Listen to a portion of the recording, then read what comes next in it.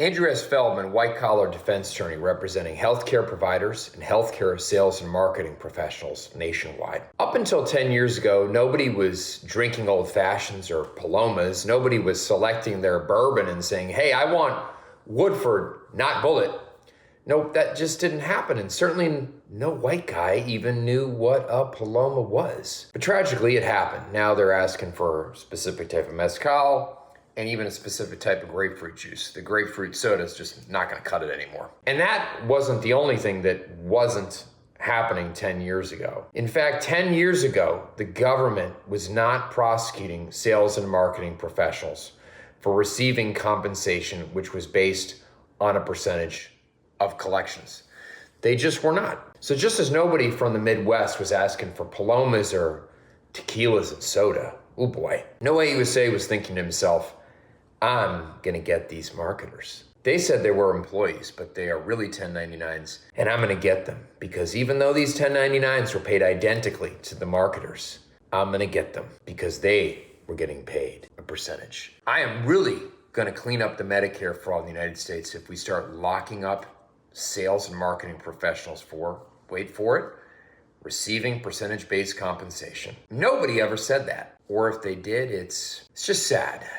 But the fact is they did go after sales and marketing professionals and they used the anti-kickback statute as their hammer. And it's been going on for years, at least 10 years. And it started with sales and marketing professionals that were marketing compounded medications. Remember the pain creams and scar creams that helped our veterans avoid opioid addiction? And it continued with folks who were marketing toxicology screening for the labs, the type of screening that helps addicts recover and stay clean. And then it continued some more and some more and some more with folks who were marketing genetic tests, both cardiovascular, pharmacogenomic tests, and what I call regular pharmacogenomic tests for medication management.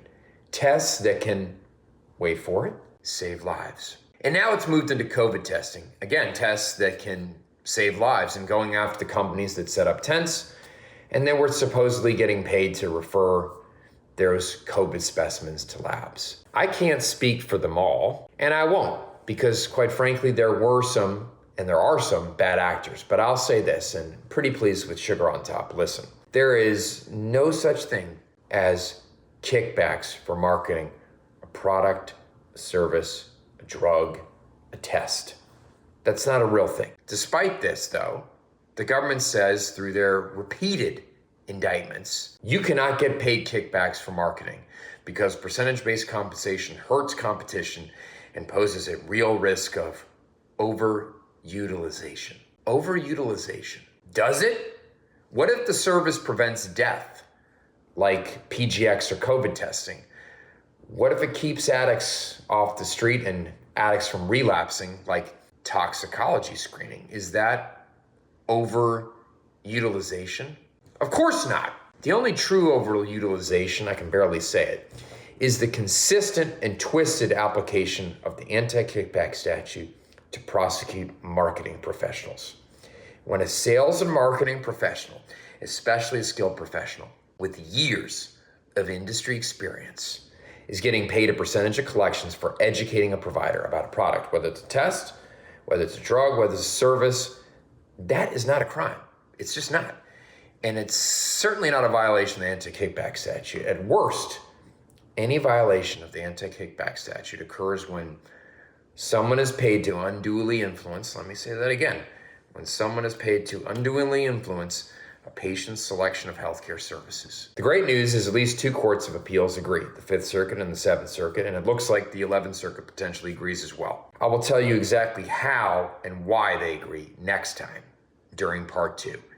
Andrew S. Feldman, representing healthcare providers and healthcare sales and marketing professionals nationwide. Thank you.